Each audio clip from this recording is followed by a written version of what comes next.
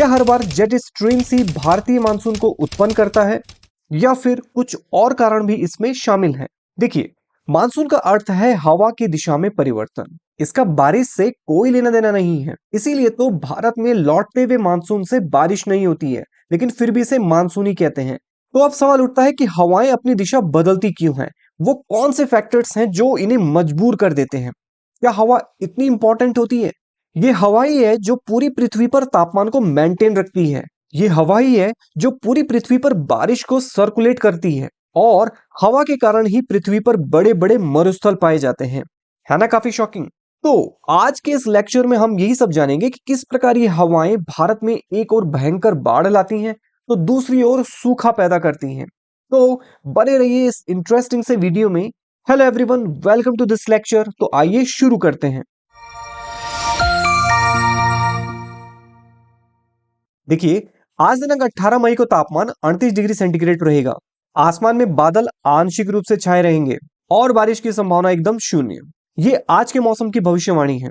यानी कि मौसम के कुछ ऐसे तत्व होते हैं जिनके आधार पर हम भविष्यवाणी कर सकते हैं कि आज मौसम साफ रहेगा या फिर बारिश होगी। जैसे सुबह के 3 बजे में बादल छाए हुए थे, 6 बजे फिर मौसम साफ हो गया, 9 बजे फिर से बादल छा गए, 12 बजे मौसम साफ हो गया और उसके बाद आंशिक रूप से बादल छाए रहे। इस प्रकार हम देखते हैं कि मौसम में परिवर्तन बहुत तेज गति से होता है। यानी कि मौसम क्या होता है, अल्पकालिक होता है। उसमें वायुमंडलीय दशाएं थोड़े समय के लिए विद्यमान होती हैं, लेकिन जब यही दशाएं लंबे समय तक यानी कि 30 वर्ष से अधिक समय तक विद्यमान रहती है, तो इसे जलवायु कहते हैं। तो मौसम क्षणिक होता है और जलवायु दीर्घकालिक होती है। तो इस प्रकार पृथ्वी के अलग अलग क्षेत्रों में अलग अलग प्रकार की जलवायु पाई जाती है। लेकिन हम जानेंगे कि भारत में किस प्रकार की जलवायु पाई जाती है। एक्चुअल में भारत में मानसूनी जलवायु की प्रधानता है। देखिए, मानसून शब्द की व्युत्पत्ति अरबी शब्द मौसम से हुई है, जिसका अर्थ होता है मौसम। मौसम का अर्थ होता है एक वर्ष के दौरान वायु की दिशा में ऋतु के अनुसार परिवर्तन, यानी कि सीजन चेंज, तो एयर की डायरेक्शन चेंज। आप इस चित्र में देख सकते हैं कि गर्मियों के दौरान मानसूनी हवाएं समुद्र से स्थल की ओर चलती हैं, जबकि सर्दियों के दौरान मानसूनी हवाएं स्थल से समुद्र की ओर चलती हैं। तो गर्मी और सर्दी में हवाओं की दिशा में परिवर्तन हो रहा है, तो ये मानसून है। और अगर पूरी दुनिया की बात करें तो पृथ्वी पर 20 डिग्री नॉर्थ से 20 डिग्री साउथ के बीच में जो लोकेशन है, वहां पर मानसूनी जलवायु की प्रधानता है। ठीक है, तो भारत समेत अफ्रीका और एशिया महाद्वीप मानसूनी जलवायु के अंतर्गत आते हैं। तो अब सवाल उठता है कि हवाओं की दिशा में परिवर्तन क्यों होता है। तो मानसून को समझने से पहले हमें 3 बातें जाननी आवश्यक है। नंबर 1, हवाएं उच्च वायुदाब से निम्न वायुदाब की ओर चलती हैं। तो जहां पर उच्च वायुदाब होगा, वहां से पवनें बाहर की ओर मूव करेंगी।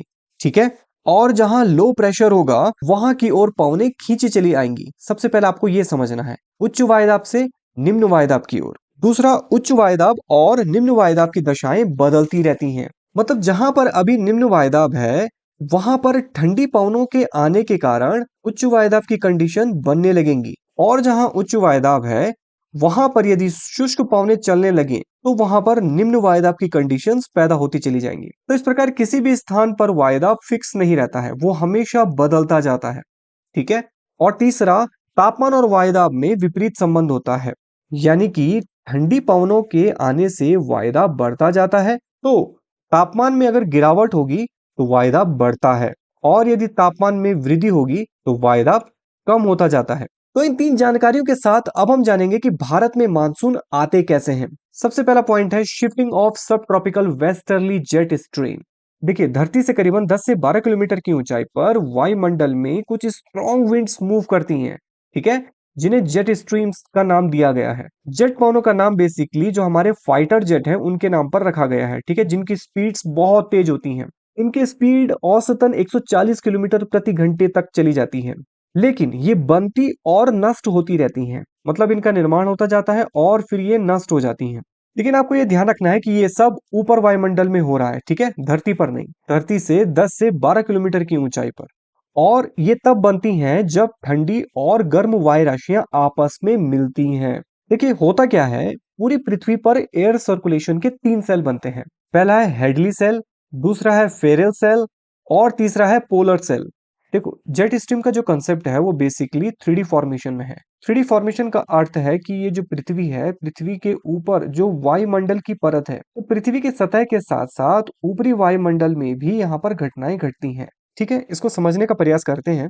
तो ये है ITCZ यानी कि विषुवत रेखा के पास का क्षेत्र, ये वाला जोन। ठीक है, यहाँ पर हेडली सेल में पवनें यहाँ से ऊपर की ओर उठती हैं और फिर ये इधर जाकर मुड़ जाती हैं। इसी प्रकार फेरल सेल में भी पवन यहाँ से ऊपर जाती हैं और फिर ये 23 डिग्री पर आकर आपस में मुड़ जाती हैं। तो इस प्रकार जब ये दोनों पवनें आपस में मिलती हैं तो नीचे की ओर सबडक्ट हो जाती हैं, यानी कि मुड़ जाती हैं। लेकिन ये सारी पवन नीचे नहीं जाती हैं, बल्कि कुछ पवन ऊपर वायुमंडल में ही रह जाती हैं और यही जेट पवनों का निर्माण करती हैं। तो जैसा कि अभी आपको बताया कि जेट स्ट्रीम का निर्माण दो अलग अलग वायु राशि वाली पवनों के मिलने के कारण होता है। ठीक है, और इन जेट स्ट्रीम की स्पीड के पीछे तापमान में अंतर इंपॉर्टेंट होता है। तापमान में अंतर जितना ज्यादा होगा, जेट पवनों की रफ्तार उतनी ही तीव्र गति से होगी। मतलब एक ओर अत्यधिक गर्म पवन और दूसरी ओर अत्यधिक ठंडी पवन। तो गर्म पवन जितनी गर्म होगी और ठंडी पवन जितनी ठंडी होगी, उनका अंतर उतना ही ज्यादा होगा और जेट पवनों की स्पीड उतनी ही तेज होगी। ठीक है, तो दो अलग अलग तापमान वाली वायु राशियों के मिलने से जेट पवनों का निर्माण होता है और इनकी स्पीड निर्भर करती है इनके तापमान के अंतर पर। ये जेट पवनें सीधी नहीं बहती हैं, बल्कि मियांडरिंग करती हुई बहती हैं। मियांडरिंग मतलब एक तरंग के रूप में बहती हैं। ठीक है, और इस तरंगनुमा वेव को रॉसबी तरंग भी कहते हैं, रॉसबी वेव। तो बेसिकली जेट स्ट्रीम तीन प्रकार की होती हैं: सब tropical westerly jet stream, tropical easterly jet stream और पोलर नाइट जेट स्ट्रीम। तो भारत में गर्मियों में मानसून उत्पन्न करने में ट्रॉपिकल ईस्टर्ली जेट स्ट्रीम का योगदान होता है, जबकि विंटर्स में जो शीतकालीन मानसूनी पवनें चलती हैं स्थल से समुद्र की ओर, उनके पीछे सब ट्रॉपिकल वेस्टर्ली जेट स्ट्रीम का योगदान होता है। ठीक है, देखिए यहाँ पे वेस्टर्ली और ईस्टर्ली शब्द का यूज किया जा रहा है। तो वेस्टर्ली का मतलब होता है जो वेस्ट से ईस्ट की ओर चल रही है। ठीक है, जैसे हमारी ये चार डायरेक्शन होती हैं, नॉर्थ, साउथ, ईस्ट और वेस्ट। तो वेस्टर्ली मतलब जो वेस्ट से ईस्ट की ओर चल रही है, ईस्टर्ली मतलब जो ईस्ट से वेस्ट की ओर चल रही है। सामान्यतः पवनों का नामकरण उनके उत्पत्ति स्थान से होता है। तो सब tropical westerly jet streams winter में डेवलप होती हैं और tropical easterly jet streams summer में डेवलप होती हैं। और जैसे कि पहले बताया कि ये बनती और बिगड़ती रहती हैं। यहाँ पर क्या होता है कि विंटर्स में सब ट्रॉपिकल जेट स्ट्रीम्स हिमालय के दक्षिण में चलती हैं। ये जो हिमालय पर्वतमाला है, इस हिमालय पर्वतमाला के दक्षिण में सब ट्रॉपिकल वेस्टर्ली जेट स्ट्रीम्स बहती हैं। हिमालय के दक्षिण में कब बहती हैं? विंटर्स के दौरान, सर्दियों के दौरान ये हिमालय के दक्षिण में बहती हैं। ठीक है, ये बहुत ही जनरल ट्रेंड है पूरे विंटर और लगभग लगभग स्प्रिंग तक। ठीक है, फरवरी मार्च तक ये हिमालय के दक्षिण में ही बनी रहती हैं। लेकिन जैसे गर्मियां आती हैं, ये ड्रामेटिकली हिमालय के उत्तर की ओर खिसक जाती हैं। ड्रामेटिकली अपने आप ये हिमालय के उत्तर की ओर शिफ्ट हो जाती हैं। और हिमालय के उत्तर में यहाँ पर क्या मौजूद है? तिब्बत का पठार। तो ये सब tropical westerly jet stream summer के दौरान हिमालय पर्वतमाला के उत्तर में तिब्बत के पठार के ऊपर चली जाती हैं और मई जून में तो ये तिब्बत के पठार के भी उत्तर में चली जाती हैं, शिफ्ट होती रहती हैं। तो जैसे जैसे गर्मी बढ़ती है, ये ऊपर की ओर शिफ्ट होती चली जाती हैं। और वायुमंडल का एक कंसेप्ट है कि जैसे ही कोई हवा गर्म होती है तो वो गर्म होकर के ऊपर की ओर उठती है, लेकिन इस जगह का स्थान लेने के लिए ऊपर से ठंडी हवा यहाँ पर आ जाती है। तो इस तरीके से वायुमंडल में देखा जाए तो कभी भी कोई स्थान खाली नहीं रहता है। गर्म हवा ऊपर जा रही है तो उसका स्थान लेने के लिए ठंडी हवा नीचे आ रही है। ठीक उसी प्रकार जैसे ही सब tropical westerly jet streams Himalaya के दक्षिण से उत्तर की ओर मूव करती है, तो इसका स्थान लेने के लिए दक्षिण से ITCZ वहां पर आ जाती है। तो सबसे पहले आपने जाना कि सब ट्रॉपिकल वेस्टर्ली जेट स्ट्रीम्स उत्तर की ओर शिफ्ट होती है, गर्मियां आते ही उत्तर की ओर शिफ्ट होती हैं। ठीक है, और उसका स्थान लेने के लिए वहां पर पहुंच जाती है ITCZ। अब जानते हैं ITCZ के इंपॉर्टेंस के बारे में। ITCZ का पूरा नाम है inter tropical convergence zone. Hindi में इसे अंतर उष्ण कटिबंधीय अभिसरण क्षेत्र कहते हैं। ठीक है, देखिए यहां पर पृथ्वी पर दाब कटिबंध को दिखाया गया है। ये जो है उपोष्ण उच्च वायुदाब की पेटी है, ये विषुवत रेखीय निम्न वायुदाब की पेटी है और यहाँ पर भी उपोष्ण उच्च वायुदाब की पेटी है। और जैसा कि अभी आपने जाना था कि पवनें हमेशा उच्च वायुदाब से निम्न वायुदाब की ओर मूव करती हैं। ठीक है, तो दोनों ही गोलार्धों में पवनें उच्च वायुदाब से निम्न वायुदाब की ओर मूव करती हैं। ठीक है, उच्च वायुदाब से निम्न वायुदाब की ओर मूव करती हैं। तो इन पवनों को व्यापारिक पवनें कहते हैं, ट्रेड विंड्स। ठीक है, व्यापारिक पवनें। लेकिन जब ये पवनें विषुवत रेखा पर आपस में मिलती हैं तो ये आपस में मिलकर के धरातल से ऊपर की ओर उठकर वायुमंडल में चली जाती हैं। ठीक है, इसको समझने का प्रयास करते हैं। यह है विषुवत रेखा का निम्न वायुदाब क्षेत्र और यह है उपोष्ण उच्च वायुदाब की पेटियां। ठीक है, ये उत्तर दिशा है और ये दक्षिण दिशा। ठीक है, तो उच्च वायुदाब से पवनें विषुवत रेखा की ओर बहना प्रारंभ करती हैं, उत्तर की ओर और दक्षिण से भी। ठीक है, तो जब ये पवनें विषुवत रेखा पर मिलती हैं तो आपस में मिलकर धरातल से ऊपर की ओर उठकर वायुमंडल में चली जाती हैं और ऊपर वायुमंडल में ये पुनः उपोष्ण उच्च वायुदाब पेटियों की ओर मूव करती हैं। ठीक है, और इस प्रकार एक सेल बनता है, इसे हेडली सेल भी कहते हैं, जैसे कि अभी हमने जाना था हेडली सेल। दोनों गोलार्धों में यहाँ पर हेडली सेल बनता है। ठीक है, तो धरातल पर जहां पर ये पवनें आपस में मिलती हैं इसे पवनों का अभिसरण कहते हैं। मतलब वो आपस में मिल जाती हैं, आपस में मिल करके ऊपर की ओर उठती हैं। ठीक है ना, तो इसे पवनों का अभिसरण कहते हैं। लेकिन इनका जो मिलन है वो एक बड़ी पट्टी पर होता है, मतलब वो एक सीधी रेखा में नहीं होता है, वो एक चौड़े क्षेत्र में होता है। ठीक है, एक जोन के अंतर्गत होता है और इस जोन को कहते हैं कन्वर्जेंस जोन। ठीक है, कन्वर्जेंस जोन। तो इस प्रकार यह जोन कहलाता है ITCZ, inter tropical convergence zone. तो इस प्रकार यह पट्टी ITCZ कहलाती है। ठीक है, यूजुअली अगर आप इसे पृथ्वी की सैटेलाइट इमेज में देखोगे तो विषुवत रेखा के आसपास बादलों की एक पट्टी के रूप में ये दिखाई देता है। यहाँ पर आप आसानी से देख रहे होंगे, ये बादलों की एक पट्टी के रूप में ये ITCZ है। ये पट्टी हमेशा मौजूद रहती है। लेकिन ये पट्टी इंपॉर्टेंट क्यों है? क्योंकि इस पट्टी के उत्तर में जो व्यापारिक पवनें आ रही हैं उनकी दिशा है उत्तर पूर्व और ITCZ के दक्षिण में जो व्यापारिक पवनें आ रही हैं उनकी दिशा है दक्षिण पूर्व। ये एक नॉर्मल कंडीशन है। और ये पवनें सीधी क्यों नहीं चलती हैं? ऐसा पृथ्वी के घूर्णन के कारण उत्पन्न कोरियालिस बल के कारण होता है। ठीक है, इसे हम डिटेल्ड में कभी समझेंगे। तो आप बस इतना समझिए कि उत्तरी गोलार्ध में विषुवत रेखा के उत्तर में कोरियालिस बल के कारण पवनें दाईं ओर घूम जाती हैं और दक्षिणी गोलार्ध में पवनें बाईं ओर घूम जाती हैं। लेकिन समर के दौरान क्या होता है? समर के दौरान सूर्य की क्या होती है? उत्तरायण स्थिति होती है, यानी कि सूर्य जो है कर्क रेखा पर लंबवत चमकने लगता है। और गर्मियों में क्या बताया था कि गर्मियों में क्या होता है? सब ट्रॉपिकल वेस्टर्ली जेट स्ट्रीम्स उत्तर की ओर खिसकने लगती है और जैसे ही यह जेट स्ट्रीम हिमालय के उत्तर में शिफ्ट होती है उसका स्थान लेने के लिए दक्षिण से ITCZ वहां पर आ जाती है। और इस समय ITCZ की जो लोकेशन है वो भारत के गंगा के मैदान के आसपास होती है। ठीक है, तो इससे होगा क्या? इससे यह होगा कि ITCZ के उत्तर की ओर आते ही उसके नीचे की जो व्यापारिक पवनें थी वो भी ऊपर की ओर आ जाती हैं। लेकिन जैसे ही वो विषुवत रेखा को क्रॉस करती हैं उनकी दिशा दक्षिण पश्चिम हो जाती है। ऐसा होता है कोरियालिस बल के कारण। और इन व्यापारिक पवनों की दिशा जैसे ही दक्षिण पश्चिम होती है तो ये पवनें यहां पर मौजूद बंगाल की खाड़ी और अरब सागर से आर्द्रता ग्रहण करते हुए भारत में बारिश कराती हैं। इसीलिए ITCZ का उत्तर की ओर शिफ्ट होना काफी इंपॉर्टेंट है। लेकिन इसकी शिफ्टिंग डिपेंड करती है सब ट्रॉपिकल वेस्टर्ली जेट स्ट्रीम पर। तो ये दूसरी कंडीशन है, शिफ्टिंग ऑफ ITCZ। तीसरी कंडीशन है इसमें हीटिंग ऑफ तिब्बत प्लेट्यू। देखिए, भारतीय मानसून को शक्तिशाली बनाने में तिब्बत के पठार का बहुत ही इंपॉर्टेंट रोल होता है, क्योंकि तिब्बत का पठार दुनिया का सबसे ऊंचाई पर स्थित और सबसे विशाल पठार है।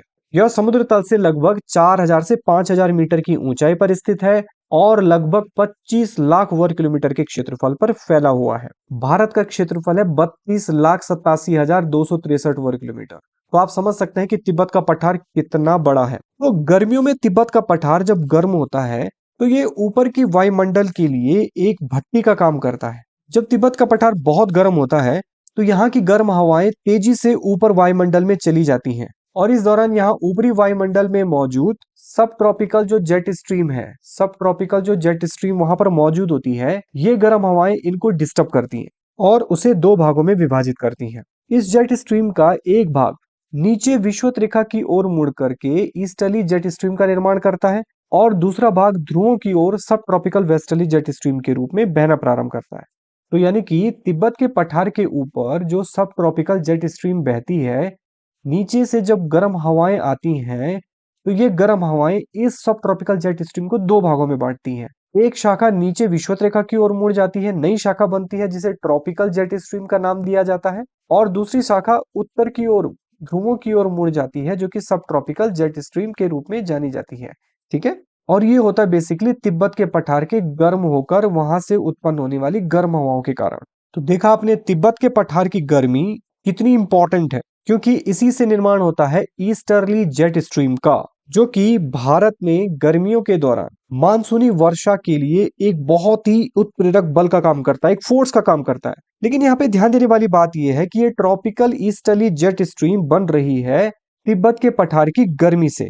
अगर किसी कारणवश तिब्बत का पठार उतना गर्म नहीं हो पाता, ठीक है, या फिर उसकी बर्फ नहीं पिघल पाती, तो ये ट्रॉपिकल जेट स्ट्रीम भी नहीं बन पाएगी, और अगर हो भी गई तो उतनी स्ट्रांग नहीं हो पाएगी। तो भारत में गर्मियों में मानसून से बारिश होगी या नहीं, ये तिब्बत के पठार के गर्म होने पर निर्भर करता है। ये जितना ज्यादा गर्म होगा, ईस्टर्ली जेट स्ट्रीम उतनी ही डेवलप होगी। अगर ये गर्म नहीं हुआ या कम हुआ तो ये ईस्टर्ली जेट स्ट्रीम्स या तो नहीं बनेगी, और अगर बन भी गई तो उतनी स्ट्रांग नहीं बनेगी। तो अब जानते हैं ट्रॉपिकल ईस्टर्ली जेट स्ट्रीम के बारे में। ट्रॉपिकल ईस्टर्ली जेट स्ट्रीम गर्मियों में जून से सितंबर तक साउथ ईस्ट एशिया में तैनात होती हैं। ये लगभग 15 डिग्री उत्तरी अक्षांश पर बनती हैं और साउथ ईस्ट एशिया से अफ्रीका तक पूर्व से पश्चिम दिशा की ओर बहती हैं। ये ईस्टर्ली जेट पवनें अपर ट्रोपोस्फियर में काफी एक्टिव होती हैं। तो वायुमंडल की जो परतें हैं उसमें सबसे जो निचली परत है उसे ट्रोपोस्फियर कहते हैं, मतलब क्षोभ मंडल। तो अपर ट्रोपोस्फियर में ये ईस्टर्ली जेट स्ट्रीम्स काफी एक्टिव होती हैं, और जो साउथ वेस्ट मानसून पवनें होती हैं, ये जेट पवनें इन मानसून पवनों को अपनी ओर स्ट्रांगली खींचती हैं, जिस कारण भारत समेत समस्त भारतीय उपमहाद्वीप में बारिश होती है। तो देखा आपने, भारत में ग्रीष्मकालीन मानसून से बारिश होना एक सिस्टमैटिक प्रोसेस के कारण होता है। जैसे कि सबसे पहले बताया था, सब tropical westerly jet streams north की ओर शिफ्ट होती है गर्मियों में। जैसे ही ये नॉर्थ की ओर शिफ्ट होती है, इसका स्थान लेने ITCZ आ जाती है, और तिब्बत के पठार जब जितना गर्म होता है, इसकी गर्मी इस सब ट्रॉपिकल जेट स्ट्रीम्स को दो भागों में बांट लेती है, और इसकी जो दूसरी शाखा निश्चित रेखा की ओर मुड़ती है, वो निर्माण करती है ट्रॉपिकल ईस्टर्ली जेट स्ट्रीम का, जो कि पृथ्वी के ऊपरी ट्रोपोस्फियर में काफी एक्टिव होती है, और यह साउथ वेस्ट जो मानसून पवनें हैं उन्हें अपनी ओर स्ट्रांगली खींचती है। ठीक है, जिस कारण भारतीय उपमहाद्वीप में बारिश होती है। तो ये एक सिस्टमैटिक प्रोसेस है जिसके कारण बारिश होती है। लेकिन आपने देखा होगा कि हर बार मानसून में वैसी बारिश नहीं होती है जैसे कि होनी चाहिए थी। यानी कि अभी तक जो कुछ भी बताया गया है वो एक नॉर्मल कंडीशंस है, परंतु कुछ फैक्टर्स ऐसे होते हैं जो इन नॉर्मल कंडीशंस को डिस्टर्ब करने का काम करते हैं। आइए जानते हैं कि वो कौन कौन से फैक्टर्स हैं जो भारतीय मानसून को प्रभावित करते हैं। इसमें सबसे पहले है एनसो। एनसो की फुल फॉर्म है एल निनो सदर्न ऑसिलेशन। ये एनसो की जो घटना है, ये प्रशांत महासागर की घटना है। हालांकि घटना तो प्रशांत महासागर की है, लेकिन ये भारतीय मानसून को भी प्रभावित करती है। देखिए, अगर नॉर्मल कंडीशन की बात करें तो प्रशांत महासागर में एक विषुवत धारा बहती है, जो कि पूर्व से पश्चिम की ओर बहती है। यहाँ पर पेरू के तट पर एक धारा बहती है जिसे पेरू धारा कहा जाता है, और ये एक ठंडे पानी की धारा है। लेकिन विषुवत रेखा पर पहुंचते ये धारा गर्म हो जाती है। तो एयर सर्कुलेशन इस गर्म जल धारा को पश्चिम की ओर मूव कराता है। अब जब यहाँ का पानी इधर पश्चिम की ओर मूव होगा, तो पेरू के तट पर नीचे से ठंडा पानी ऊपर सरफेस पर आना प्रारंभ होता है। इस प्रोसेस को अपवेलिंग कहते हैं, और इस अपवेलिंग से नीचे के न्यूट्रिएंट्स भी सरफेस पर आते हैं, जो कि यहाँ के मेरीन बायोडायवर्सिटी को बढ़ाते हैं। लेकिन 3 से 9 साल के बीच अचानक एक ऐसी घटना घटती है जिसमें ये जो पश्चिम की ओर गर्म पानी जा रहा था, वो वापस बैक होने लगता है और पूर्व की ओर गर्म पानी जाने लगता है, और ये गर्म पानी इस पेरू के तट पर इकट्ठा हो जाता है। तो अब क्या होगा? अब जो अपवेलिंग हो रही थी, नीचे से ठंडा पानी आ रहा था, न्यूट्रिएंट्स आ रहे थे, वो वापस नीचे दब जाते हैं। गर्म पानी से मछलियां मरने लगती हैं और यहाँ पर तापमान बढ़ने लगता है। तापमान बढ़ेगा तो एयर प्रेशर लो होगा। ठीक है, जैसे कि बताया था कि तापमान और वायुदाब में विपरीत संबंध होता है। तापमान बढ़ेगा तो एयर प्रेशर लो होगा, और लो एयर प्रेशर क्या करेगा? आसपास के हाई एयर प्रेशर से बारिश खींचेगा, जिस कारण यहाँ पर भयंकर बारिश होती है। तो इस घटना से यहाँ पर तबाही मचती है। ठीक है, और इसी घटना को एल नीनो कहा जाता है।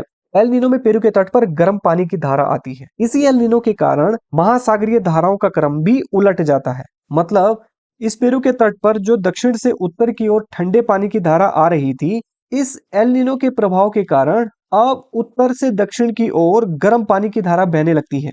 तो महासागरीय धाराओं के इस उल्टे क्रम को सदर्न ऑसिलेशन का नाम दिया जाता है, मतलब दक्षिणी दोलन। मतलब अगर कोई धारा सामान्य कंडीशंस में इधर बह रही थी तो वो वापस इधर की ओर मूव करती है।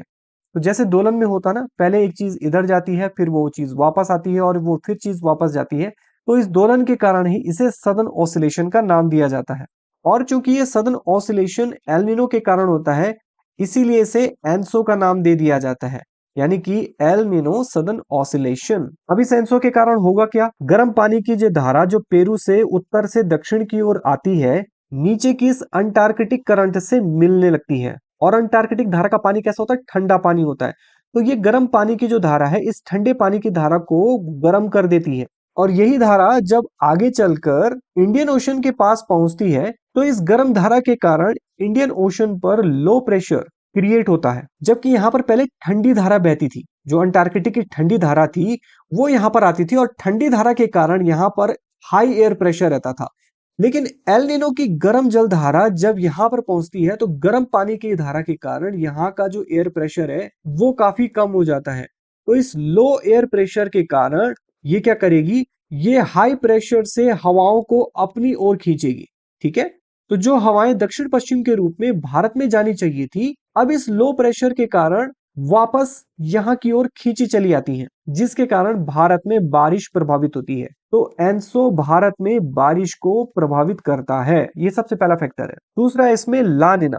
देखिए, नॉर्मली जो करंट्स प्रशांत महासागर में पश्चिम की ओर मूव हो रहे थे और पेरू के तट पर अपवेलिंग से टेम्परेचर लो रहता था, ला निना घटना बहुत ही स्ट्रांगली तरीके से धाराओं को तेजी से पश्चिम की ओर धकेलती है, जिस कारण पेरू के तट पर अपवेलिंग बहुत तेज हो जाती है और पूरा क्षेत्र अत्यधिक ठंडा हो जाता है। और इस वजह से वहां पर अत्यधिक हाई प्रेशर क्रिएट हो जाता है। तो यह घटना ला निना कहलाती है। तो यानी कि एल निनो में क्या होता है? पेरू के तट पर गर्म पानी की धारा आती है और ला निना में अत्यधिक ठंडी पानी की धारा आती है।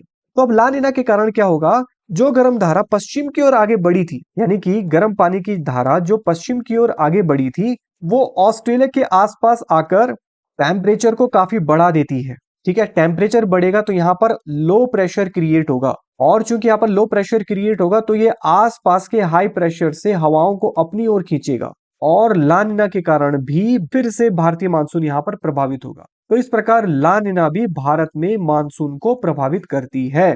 ठीक है, ये दूसरा फैक्टर है। तीसरा फैक्टर है इंडियन ओशन डिपोल। इसे आईओडी के नाम से भी जाना जाता है, इंडियन ओशन डिपोल। ठीक है, हिंद महासागर में ऐसी घटनाएं घटती हैं जिससे गर्म पानी को पश्चिम की ओर धकेल दिया जाता है, जिस कारण पूर्वी हिंद महासागर में ठंडा पानी सरफेस पर आ जाता है।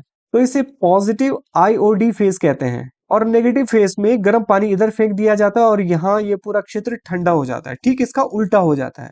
ठीक है, तो इससे भी वही होगा, जहां पर टेम्परेचर हाई होगा तो वहां पे लो प्रेशर क्रिएट हो जाएगा, और जहां बहुत ही अधिक ठंडा होगा वहां पर हाई प्रेशर क्रिएट हो जाएगा। तो हाई प्रेशर से हवाएं बाहर की ओर मूव करेंगी और लो प्रेशर से हवाएं इधर की ओर खींची चली जाएंगी। तो इसके कारण भी बारिश और सूखे की घटना सामने आती है। तो ये कुछ फैक्टर्स थे जो भारत में समर मानसून को प्रभावित करते हैं। अभी हमने जाना कि भारत में जो समर मानसून किस प्रकार आता है और कौन कौन से फैक्टर्स इस समर मानसून को प्रभावित करते हैं।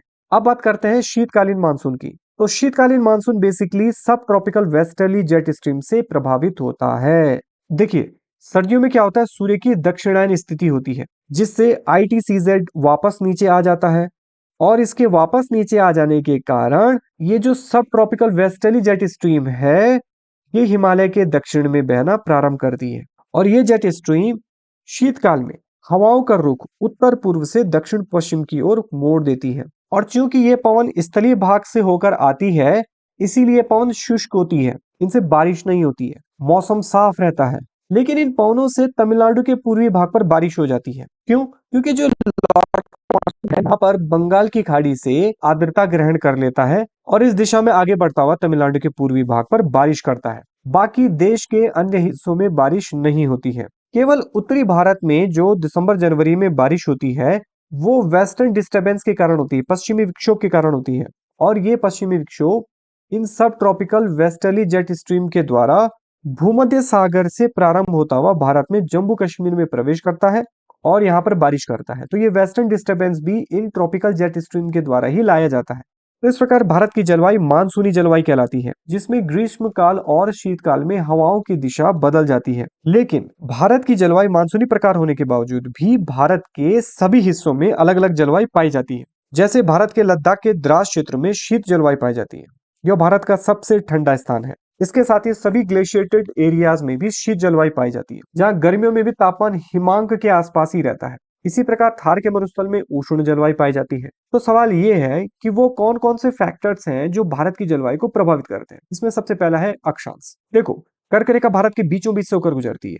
तो कर्क रेखा से नीचे का जो भाग है वो उष्ण कटिबंध कहलाता है और कर्क रेखा से उत्तर में उपोष्ण कटिबंध कहलाता है। तो इसीलिए भारत की जलवायु में उष्ण कटिबंधीय जलवायु और उपोष्ण कटिबंधीय जलवायु दोनों की विशेषताएं पाई जाती हैं। ठीक है। नेक्स्ट फैक्टर है इसमें ऊंचाई। देखो, ये तो हम सभी जानते हैं कि जैसे जैसे ऊंचाई बढ़ती है तापमान में गिरावट आती जाती है। और भारत देश में जहां इतनी भौगोलिक विविधताएं हैं, यहाँ पर पर्वत है, पठार है, मैदान है और समुद्र तटवर्ती मैदान है, इतनी भौगोलिक विविधताएं हैं। तो यहाँ पर समुद्र तट से लेकर के सर्वोच्च पर्वत शिखर जैसे कि केटू गोल्डन आस्टन है 8,611 मीटर मौजूद है। तो जलवायु में परिवर्तन क्या है, संभव है। ठीक है। नेक्स्ट पॉइंट है वायुदाब और पवन तंत्र। देखो, वायुदाब और पवन तंत्र को अभी हमने जेट स्ट्रीम के माध्यम से समझा है कि जहां पर हाई प्रेशर होता है वहां से पवनें बाहर की ओर मूव करती हैं और लो प्रेशर पे पवनें वापस खींची चली आती हैं और इसी के कारण ही हवाएं बहती हैं।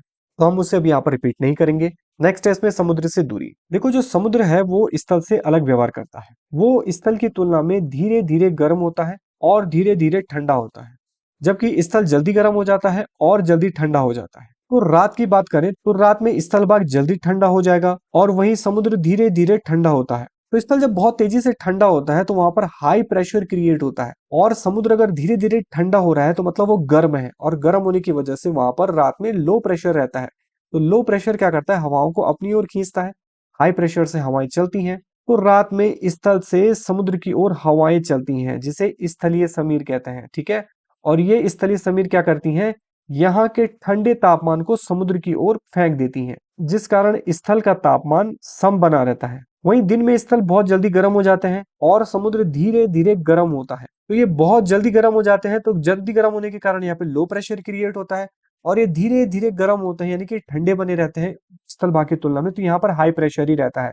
तो दिन में हाई प्रेशर रहने के कारण पवनें हाई प्रेशर से बाहर की ओर चलती हैं और ये स्थल वाले अपनी हवाओं को अपनी ओर खींचते हैं। तो दिन में समुद्र से स्थल की ओर पवनें चलती हैं जिन्हें समुद्री समीर कहते हैं। तो इस प्रकार समुद्र के आसपास के जो क्षेत्र होते हैं वहां पर तापमान समान बना रहता है, लेकिन समुद्र से जैसे जैसे दूरी बढ़ती जाती है तापमान प्रभावित होता है। फाइनली इसमें महासागरीय धाराएं। देखो, डेफिनेट है, जहां पर गर्म धारा बहेगी उसके आसपास का क्षेत्र क्या होगा, गर्म होगा, और जहां ठंडी धारा बहेगी उसके आसपास का क्षेत्र ठंडा होगा। तो डेफिनेटली धाराएं तापमान को प्रभावित करती हैं। तो इस प्रकार ये फैक्टर्स हैं जो भारत की जलवायु को प्रभावित करते हैं। तो ये था आज का लेक्चर जिसमें आपने जाना भारतीय मानसून के बारे में। मिलते हैं अगली वीडियो में नेक्स्ट टॉपिक के साथ। तब तक के लिए वर्क हार्ड बट जॉयफुली।